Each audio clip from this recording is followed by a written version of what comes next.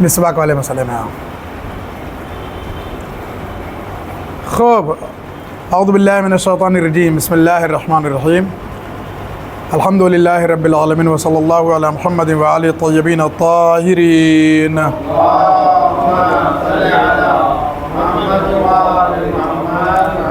وعلی اہل بیتہ الاطیبین الاطہرین ولعنۃ اللہ علی اعدائہم اجمعین.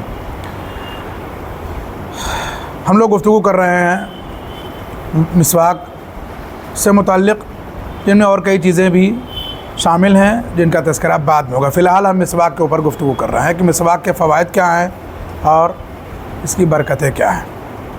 چند ایک حدیث ہم لوگوں نے پڑھ لی ہیں. آج ایک حدیث اور آپ کی خدمت میں عرض کرنی ہے.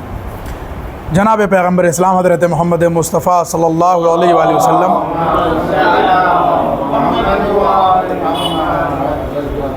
کی سنتوں میں سے 4 چیزیں حدیثوں میں موجود ہیں. پہلے خوشبو سونگھنا، دوسرے عورتوں سے مجامعت کرنا، تیسرے مسواک کرنا اور چوتھے مہندی یا خضاب لگانا. یہ 4 سنت پیغمبر ہیں.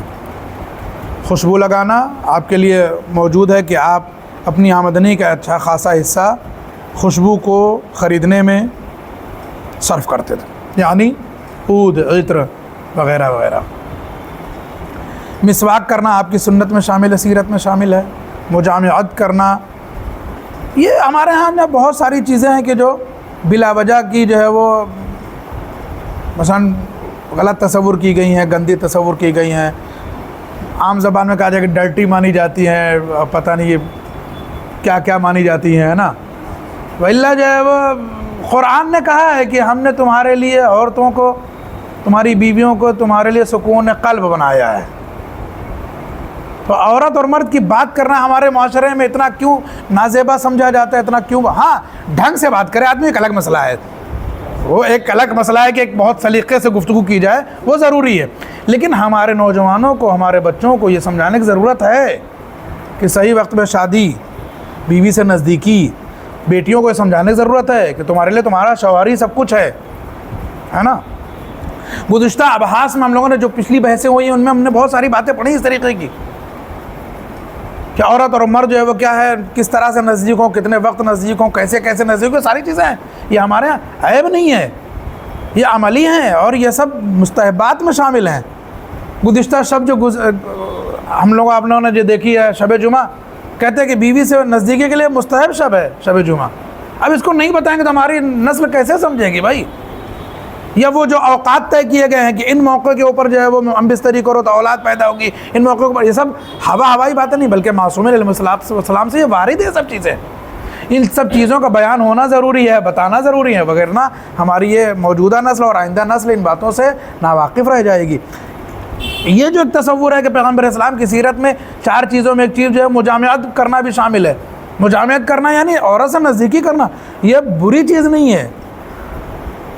ایک اور لفظ استعمال ہوتا ہے ٹیبو. کیا کہتے ہیں انگلش میں، ہے نا؟ کیا کہتے ہیں انگلش میں ٹیبو؟ کیا کہتے ہیں اس کو؟ یا اس طرح ٹیبو ہے نا، وہ یہ ہمارا تصور کیا جانے لگا ہے. اپنی بیوی سے نزدیکی کرنا ٹیبو سمجھ رہے ہیں. عیاشی کرنا لوگ جو ہے وہ کیا ہے،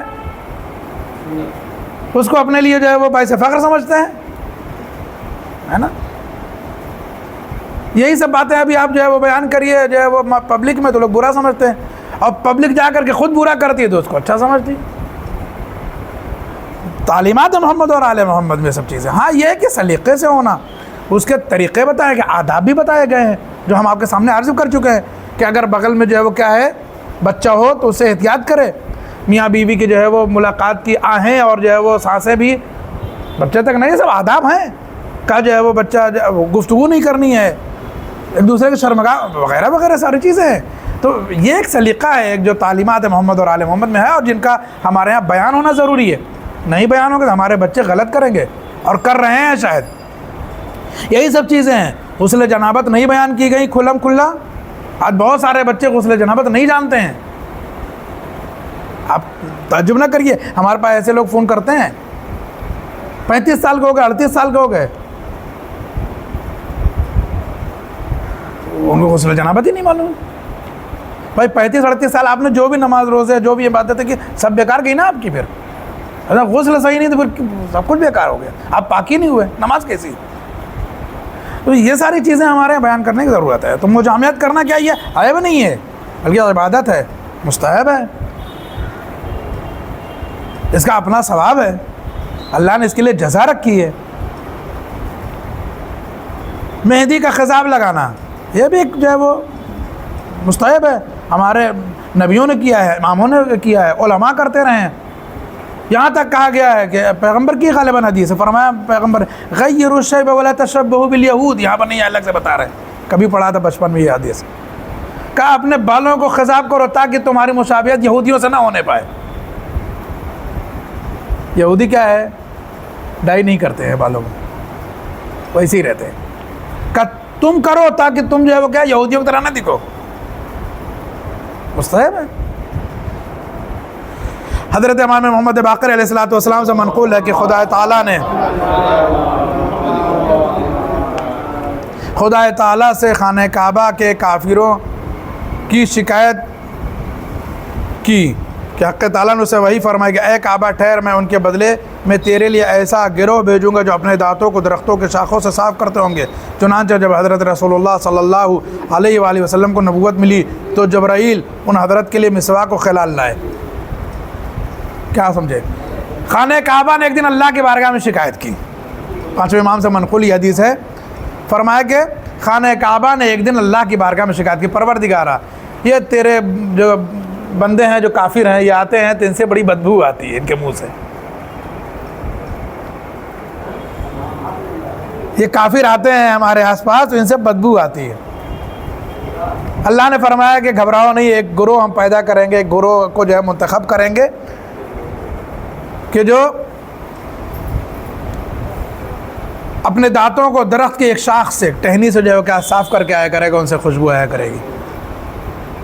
پھر فرماتے ہیں کہ اللہ نے ہمارے آخری نبی کو مبعوث کیا اور جناب جبرائیل کو بھیجا اور کہا کہ آپ جو ہے وہ مسواک کی تاکید کریے اور خود بھی جو ہے کیا اس پر عمل کیجیے۔ جناب جبرائیل منہ کی بدبو سے بچنے کے لیے دو چیزیں رسول اللہ کے پاس لے گئے، ایک خلال اور دوسرے مسواک۔ خلال یعنی ٹوتھ پک، اس لیے کہتے ہیں کھانے کے ذرات جو ہے وہ کیا ہے، آپ کے غذا کے ذرات آپ کے دانتوں میں نہیں رہنے چاہیے۔ آج اس کے جو ہے وہ کیا ہے سائیڈ ایفیکٹ بھی ہیں۔ آج ڈاکٹر لوگ کہتے ہیں کہ جتنی دیر کھانے کا ذرہ آپ کے دانت میں رہے گا اتنی ہی جو ہے وہ دانت کی بیماری بڑھنے کے چانسز آپ کے جو ہے وہ زیادہ ہیں۔ متوجہ ہیں؟ صلوات بر محمد اور آل محمد۔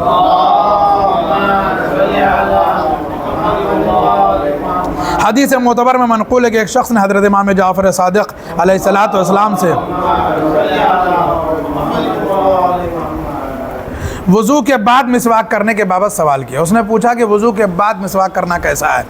حضرت نے جواب میں ارشاد فرمایا کہ مسواک وضو سے پہلے کرنی چاہیے۔ کب؟ وضو سے پہلے کرنی چاہیے حضرت نے فرمایا، اور اگر کوئی بھول کر پہلے وضو کر لے تو بعد میں مسواک کر سکتا ہے، مگر مسواک کے بعد 3 مرتبہ کلی ضرور کرے۔ یہ سب کے لیے جو کیا ہے باعث عمل ہے۔ پوچھا گیا کہ وضو کے بعد صلوات کرنا کیا ہے؟ امام صادق علیہ السلام نے فرمایا کہ نہیں، کر تو سکتے ہیں لیکن پھر کیا کرنا ہے؟ اصل میں وضو سے پہلے کرنی ہے، اگر وضو کے بعد کر رہے ہو تو کیا کرنا ہے؟ بعد میں پھر کرو، اور مسواک کے بعد 3 دفعہ کلی بھی ضرور کرو۔ ایک اور حدیث پڑھ لیتے ہیں، ختم دعا۔ حضرت امیر المومنین علی بن ابی طالب علیہ السلام سے منقول ہے، فرمایا کہ اگر کوئی شخص وضو کے ساتھ مسواک بھی کر لے تو جس وقت نماز کو کھڑا ہوگا ایک فرشتہ آ کر اس کے منہ پر منہ رکھ دے گا اور جو کچھ اس کے منہ سے نکلے گا اسے دھیان کر لے گا، یعنی اسے غور سے سنے گا، اور مسواک نہیں کی ہے تو الگ کھڑا ہو کر کے اس کی قرأت سنتا رہے گا۔ فرشتوں کی نزدیکی یہ معمولی شرف نہیں ہے۔ ملک جو ہے وہ کیا ہے، اما منہ سے بدبو آتی ہے تو عام انسان تو نزدیک آتا ہی نہیں ہے، تو ملک کیسے آئے گا؟ کہ اگر کوئی آدمی، امام فرماتے ہیں، امیر المومنین فرماتے ہیں کہ سلام اللہ علیہ فرماتے ہیں کہ اگر مسواک کر کے کوئی آدمی نماز پڑھنے کے لیے کھڑا ہوا ہے تو فرشتہ آتا ہے، منہ پہ منہ رکھتا ہے، جو تم تلاوت اور جو ہے وہ قرأت کر رہے ہوتے ہو، ذکر پڑھ رہے ہوتے ہیں، وہ غور سے سنتا ہے، فکر کرتا ہے، تم سے جو ہے کیا محظوظ ہوتا ہے گویا۔ اور اگر جو ہے وہ مسواک کر کے نہیں پڑھ رہا ہے تو وہ دور کھڑا ہو کے سن رہا ہوتا ہے. ظاہر سی بات ہے بغیر مسواک کے تو جو ہے وہ کیا ہے اپنے نہیں پاس آتے, وہ تو فرشتہ ہے. ایک اور صلوات پڑھیے.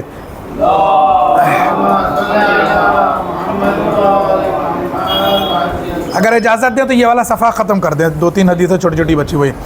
شکریہ. حضرت رسول اللہ صلی اللہ علیہ وسلم سے منقول ہے کہ مسواک کے ساتھ 2 رکعت نماز ویسی 70 رکعت نماز سے بہتر ہے. یہ پہلے بھی ہم لوگ پڑھ چکے ہیں. حضرت امام صادق علیہ الصلوۃ والسلام سے منقول ہے کہ جو شخص, یہ بھی ابھی پڑھ چکے, اس کو الگ سے بیان کر دیا کہ جو شخص مسواک کرے اس کے بعد میں کلی بھی کرنی چاہیے. دوسری حدیث میں منقول ہے کہ حضرت رسول خدا صلی اللہ علیہ وآلہ وسلم مسواک دانتوں کے عرض میں کرتے تھے. عرض مطلب جانتے ہیں کیا ہے؟ بولیے. یہ ہمارے جو منہ کی ڈیزائن ہے وہ سمجھنا ہے کیسی ہے؟ 2 طرح کی ہے. ایک عرض میں ہے اور ایک لمبائی میں ہے. متوجہ ہوئے؟ عرض یعنی چوڑائی, منہ کھول کے سمجھیے کیسے. چوڑائی یعنی یہاں برا لگتا ہے ویڈیو پر. اور لمبائی میں تو ہے ہی ہے. تو دانت ہمارے کیا ادھر لمبائی میں اور ادھر اوپر نیچے چوڑائی میں. پیغمبر نے فرمایا کہ جو ہے وہ کیسے کرنا چاہیے؟ عرض میں, چوڑائی میں. ڈاکٹر لوگ بھی شاید یہ کہتے ہیں, ہم نے بھی کہیں کسی ڈاکٹر کو سنا تھا, ہاں نا, ہم نے بھی کسی ڈاکٹر کی, جی ہاں, ہم نے کسی ڈاکٹر کا ویڈیو, صحیح کہہ رہے ہیں, ہم نے کسی ڈاکٹر کا ایک ویڈیو دیکھا تھا. اس نے کہا کہ جو ہے وہ ایسے نہیں کریے, ایسے کریے. پیغمبر نے بھی کیا فرمایا کہ خود پیغمبر اسلام بھی کیا کرتے تھے, اس کو طول میں نہیں کرتے تھے, عرض میں کرتے تھے, یعنی اوپر نیچے چوڑائی میں. واضح ہے نا؟ بالکل واضح ہے. اس کا مطلب ادھر بھی جا کر کے ایسے ایسے کرنا ہے. اس کا مطلب یہ بھی ہوا. عرض میں کرنے کا مطلب اس طرف بھی جا کر کے اوپر نیچے, ہے نا, اوپر نیچے. شاید آپ لوگ سمجھ گئے ہو, یقیناً سمجھ گئے ہوں گے اور سمجھ گئے ہیں. حضرت امام موسی کاظم علیہ الصلوۃ والسلام اور حضرت امام رضا علیہ الصلوۃ والسلام دونوں نے فرمایا ہے کہ بیت الخلاء میں مسواک کرنے سے گندے دہنی پیدا ہوتی ہے. یہ عجیب بات ہے. اور یہ جو ہے وہ آج ڈاکٹرز بھی اس کو کہتے ہیں کہ اگر جو ہے وہ کوئی آدمی, یہ 2 معصوموں نے فرمایا ہے, 7ویں امام نے بھی اور 8ویں امام نے بھی فرمایا کہ اگر کوئی آدمی جا کر کے بیت الخلاء میں برش کرتا ہے یا مسواک کرتا ہے تو فرمایا کہ بجائے اس کے کہ جو ہے وہ دہن کی بدبو دور ہو, بڑھ جاتی ہے. لہذا بیت الخلاء میں, ٹوائلٹ میں, واش روم میں جا کر کے جو ہے وہ کیا ہے, برش نہیں کرنا ہے. یعنی ایسی جگہ پر, ایسی فضا میں کرنا ہے کہ جو صاف ستھری ہو, خوشبودار ہو, کھلی ہوئی جگہ ہو. سب سے اچھے اس معاملے میں گاؤں والے ہیں کہ ایک دم کھلی ہوا, خالی نیچے اللہ میاں کی زمین, اوپر اللہ میاں کا آسمان, اور اپنا گھوم گھوم کے وہ مسواک کر رہے ہوتے ہیں. ایک صلوات اور پڑھیے پر محمد اور آل محمد. آخری حدیث پڑھ لیتے ہیں. حضرت امام محمد باقر علیہ الصلوۃ والسلام سے منقول ہے کہ اس کو اور وضاحت کے ساتھ سن لیجیے. اس حدیث میں فرمایا کہ حمام میں مسواک کرنے سے دانت گر جاتے ہیں, واش روم میں پرہیز کریں. فرمایا کہ حمام میں جو ہے وہ کیا ہے, جو ہے مسواک کرنے سے دانت گر جاتا ہے. اب اس کی وضاحت کر دیتے ابھی. اور یہ بھی فرمایا کہ مسواک کرنا ترک نہ کرو, اگرچہ 3 دن میں ایک ہی دفعہ ہو, کرو ضرور مسواک. اب اس کا مطلب یہ ہے نا 3 دن میں ایک ہی دفعہ ہو. اب پہلے اس کو ہم سمجھا دیں حمام والی بات. دیکھیں پہلے حمام ہوتے تھے عمومی, پبلکلی جو واش روم ہوتے تھے وہ ہیں. آج بھی ایران عراق میں آپ بعض علاقوں میں جائیے تو عمومی حمام ہیں, یعنی پبلکلی جو ہے وہ واش روم ہوتے تھے, جو اس کو کچھ لوگ جو ہے وہ چلاتے تھے, یا گورنمنٹ چلاتی تھی, یا کچھ لوگ اس کے ٹھیکیدار ہوتے, ٹینڈر وغیرہ جو زمانے میں نکلتا ہوگا وہ. ہم لوگ جب قم میں تھے ایک زمانے میں, تو وہاں ہمارے پڑوس میں ایک ایسا جو ہے وہ عمومی حمام تھا. ابھی بھی قم میں, اب شاید نہ ہو, پہلے دیکھنے کو مل جاتا تھا, دور دراز علاقوں میں ہم لوگوں کو مل جاتا تھا. ایک زمانہ ایسا آیا کہ بہت برف گری, اور اتنی برف گری کہ ہم لوگ جہاں رہتے تو سب جو ہے وہ پانی اور گیس کی پائپ لائن جو سب جام کر گئی, پانی آیا ہی نہیں باتھ روم تک. اتنی برف گری کہ وہ سب جو ہے وہ کیا ہے, برف ہو گیا معاملہ. تو حمام میں گئے نہانے کے لیے, تو عمومی حمام میں ہم نے بھی غسل کیا ہے. نہیں ہمارے دور تک تھا, اب خدا بہتر جانتا ہے. شاید یہ مراد ہو، یہ والا حمام جو یہاں پر امام فرما رہے ہیں کہ حمام میں کیا ہے، مسواک نہ کرو اس لیے کہ اس سے دانت گر جاتے ہیں، عمومی حمام جہاں سب لوگ آتے ہیں۔ آپ کے گھر کا حمام شاید اس سے مراد نہ ہو، مگر ہاں کہ کمبائنڈ نہ ہو، ہاں وہ اس پہ پھر احتیاط کریں۔ دوسری چیز جو ہے وہ ایک اور اس میں شق ہے وہ رہ گئی، اس کو ہم آپ کے سامنے عرض کر دیں۔ جو امام نے فرمایا ہے وہ یہ کہ صاحب جو ہے وہ 3 دن میں ایک بار ضرور کرو، مسواک ترک نہ کرو، 3 دن میں چاہے 1 دن کرنا پڑے۔ تو اب تک تو ہم لوگ یہ سمجھ رہے تھے کہ مسواک سے مراد برش بھی ہو سکتا ہے، لیکن یہ 3 دن والی بات جو ہے وہ شاید برش پر نہیں ہے۔ یہ 3 دن والی بات کہ 3 دن میں چاہے 1 ہی دن کرو مسواک کرو، اس کا مطلب یہ ہے کہ وہ شاخ جو ہوتی ہے کسی درخت کی وہ مراد ہے یہاں پر۔ بات سمجھے کہ نہیں سمجھے؟ 3 دن میں 6 دفعہ آپ 9 دفعہ کریے برش، مگر فرمایا کہ 1 دن کیا کرو، مسواک کرو، چاہے 3 دن میں 1 ہی دن کرنا پڑے۔ یعنی مسواک سے مراد پھر وہی ہے، لکڑی۔ صلوات بر محمد اور آل محمد۔